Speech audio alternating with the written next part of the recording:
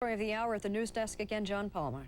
Thank you, Jane. Stephen, first in the news, of course, as you said, China. Troops of the 27th Regiment sealed off a diplomatic compound in Beijing this morning and raked that building occupied by Americans and others with machine gun fire. The soldiers said they were searching for a suspected sniper who had shot a Chinese soldier.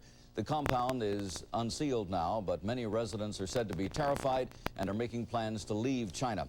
George Lewis has more on the flight of foreigners from Beijing. Good morning, George. Good morning, John. Foreigners in Beijing, including the Americans, are frightened, trying to get out of here as fast as they can. The problem is there aren't enough seats on enough planes to do the job. At the Beijing airport, people were told they would have to get on long waiting lists if they wanted to fly out of here. The Canadian, British, and Japanese governments organized charters to get some of their nationals out of China. The U.S. Embassy said it would fly Americans out tomorrow and Sunday, but that didn't help those waiting in line this morning. I think the embassy needs to evacuate people. They should bring more planes here. There are at least 85 people that cannot fly out of here today that are on a waiting list for United Airlines. They're going to have to stay here till Friday in the airport. It's terrible. It really is. I think that we need more planes to get people out, if in fact that's what the government wants us to do, and most people do want to go. I think most people are frightened now. It's very bad. What are you doing? Many people were critical that the U.S. Embassy was so slow to react, but the embassy is now taking the situation seriously, especially since the apartments of some of its personnel were fired on during the night. John? Thank you, George. Police in Hong Kong this morning used tear gas and clubs to put down a riot by demonstrators supporting the pro-democracy students in China.